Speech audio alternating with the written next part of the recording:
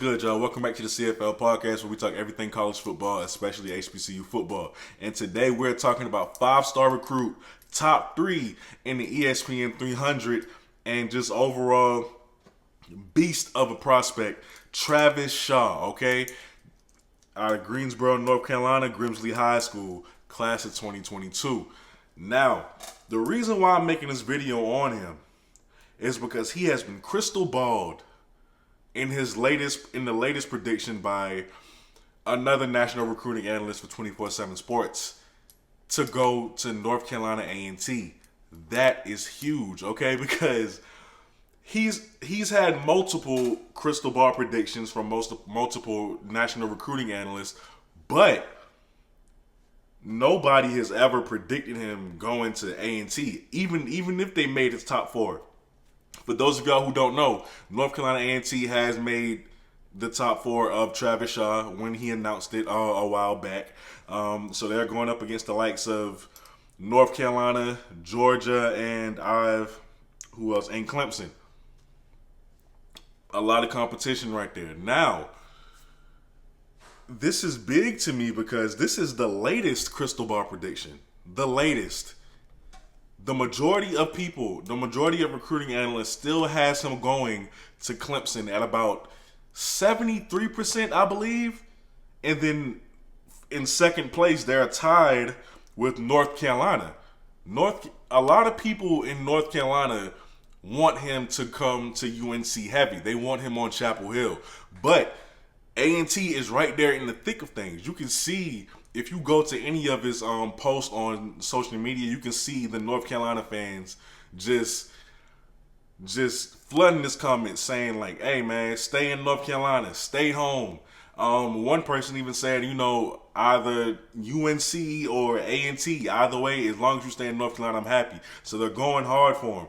Me personally, I hope he does not go to Clemson. I can't stand to see them with all that talent. I'm just not a Clemson fan. Like, I want y'all to get that. I don't like Clemson. Never have, never will. All right? In all fun, of course. Now, if he does go to Clemson, I mean, you have Brian Reese, who was the number one overall recruit. Was it last year or the year before? I think it was last year. Who also plays the same position. So even though that'll be competition for him to go against, he'd have a lot of competition to go against at Clemson, being that they were stacking talent heavily on that defensive line, especially. As far as 2019, if I can remember correctly. So, if he decides to go there, that's a lot of competition. But being that Travis Shaw is a defensive nightmare for most offensive linemen, I think he'll do just fine wherever he goes. But let's get back on track. For those of y'all who don't know about him, let's talk about him for a little bit, all right? He's 6'5", he's 310 pounds. Nationally, he is ranked third. Okay, at his position, he's ranked number 2, and in the state of North Carolina, he's ranked number 1. He had at least 30 offers, at least. Okay, and I'm just gonna name a few because I'm not gonna say all 30 offers. It was Oregon, Oklahoma, Ole Miss, LSU, South Carolina, Louisville, Ohio State, Florida, Auburn, and Alabama. And of course, his top 4 that I said before, and much more.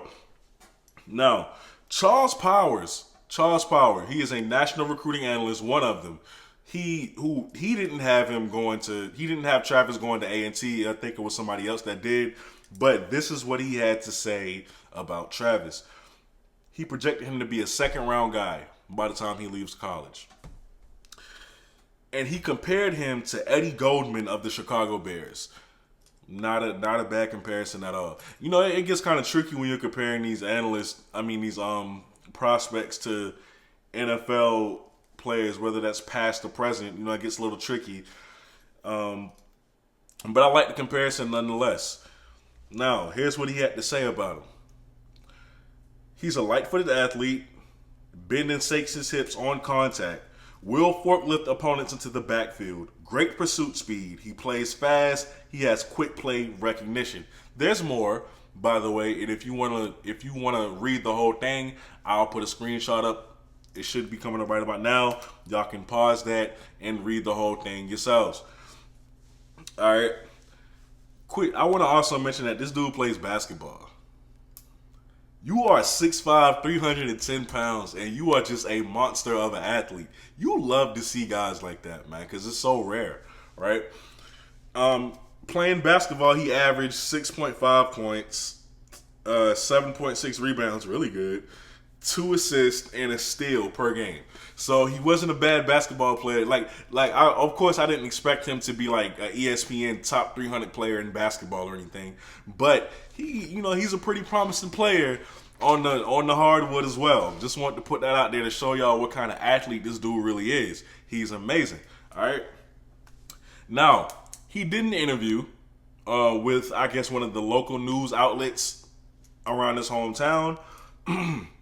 And here's what he had to say about potentially playing for North Carolina A&T and why they're in his top four.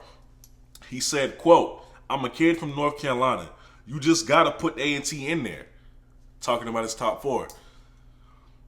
But that's not the only reason why A&T is in his top four. Okay? He said that they're a homeschool, they're an HBCU. I think sometimes people overlook the HBCUs, even though you're a 1, 2, 3, 4, or 5-star, it doesn't matter. Where you play, you can make a difference for yourself. You can make a name for yourself. I love the mindset. He said it doesn't matter where you play, you can make a name for yourself. I love it. I love it because most recruits ain't thinking like that. Most 5-stars ain't thinking like that. They think that they truly believe that they have to go to the Bamas and the Clemsons and the Ohio States and the Baylors and the Texases of the world to make a name for themselves and get themselves into the NFL. And Travis Shaw is saying, nah, I truly believe that I can go anywhere and I can have that same impact and I can still make myself a first or second round pick. I love it.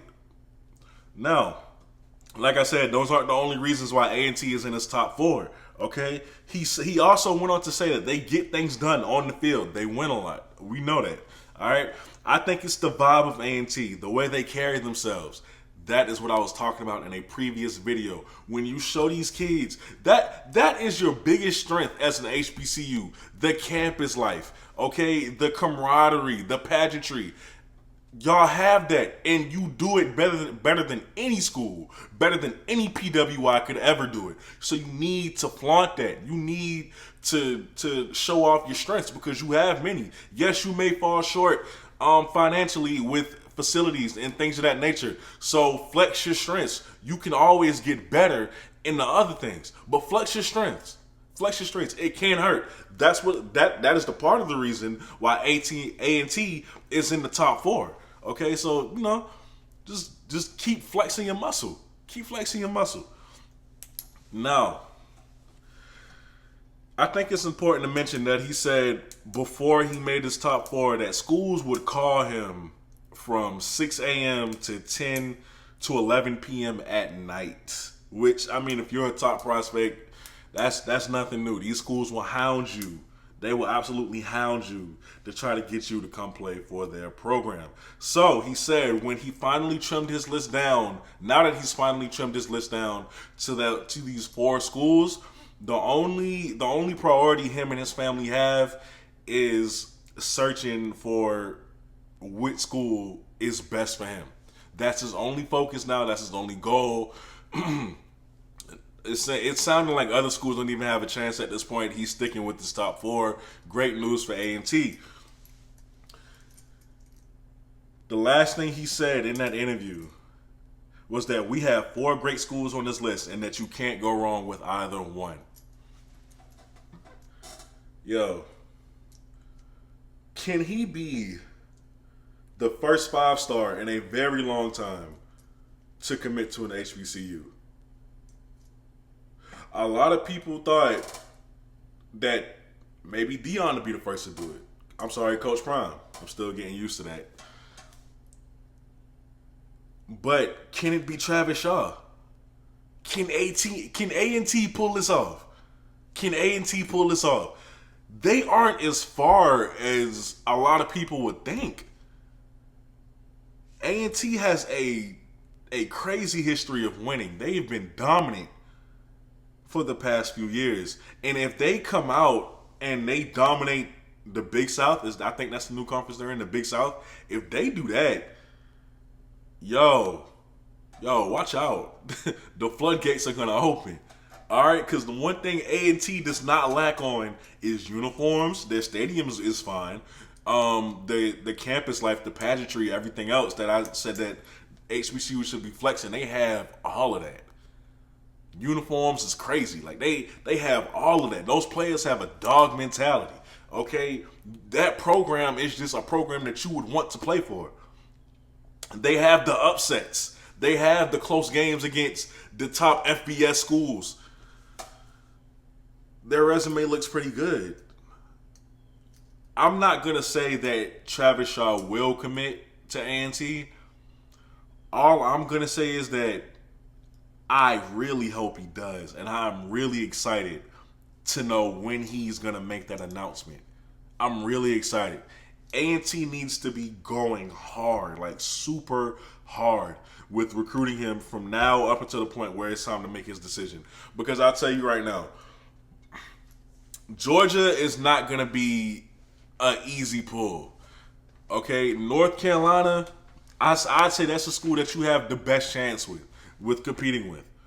Because Clemson, we all know Clemson, they're up there. But the thing that kind of hurts Clemson at the same time is, like I said, they have Brian Reese. That 2019 class of defensive linemen is crazy. It's absolutely crazy for Clemson. Okay, that like they have so much depth at that defensive line position in Clemson. You know, even as talented as Travis Shaw is, you wonder when he's going to see the field. Of course, you can always rotate D linemen. We know that. But you wonder when he's going to be a bona fide starter. And it's not that he's not talented enough to do so. He could play right away. Okay, it's just that Brian Reese and the rest of those guys, they've been there. They have experience with the program so far. They've been in the system, and they just know things that he doesn't right now. So you just wonder, like, yes, it's a great thing for Clemson that they have these guys, but it could also work against them as well. So A&T has that going for them. As far as Georgia goes, I don't know. I don't know the argument that you would have against Georgia besides them always losing out on top prospects as fast as they get them, because they have a history of that. North Carolina, if I'm being honest, I don't think he goes to Clemson. I genuinely believe, no matter what the crystal ball experts say, because they've been right a lot of times, but they've been wrong a lot of times as well. So I don't even think that Clemson is number one in his head right now. In my opinion, I think the North Carolina Tar Heels are at the number one spot. I think A&T is sticking around in his head, but they just need something. They need something for him to really consider making this monumental decision of going to A&T. They just need something. I don't know what it is, but they need something. I hope that A&T can pull this off. As much as I would love to see JSU and Coach Sanders get a 5-star first, I'd be happy to see a 5-star at HBCU, period. I don't care where it's at. I don't care, what school it is. I just want to see it happen, period. You see what I'm saying? Like, I want to see HBCU football as a whole just be uplifted, period. I don't care who it is. So, y'all let me know down in the comments, where do you think he's going to go? Or what chance does A&T have being in this top 4? Because this isn't new that he's in the top 4. This has been out for some time. I made this video because of the latest crystal ball prediction. Okay, so let me know how big of a chance you think A&T has of pulling off this kind of move. Will he go there, or will it be Clemson? Will it be North Carolina, or will it be Georgia? Let me know down below in the comments. Thank y'all for watching it, making it to the end of the video. If you did, I really appreciate y'all. Collegiate Football Legion, I'm out. Peace.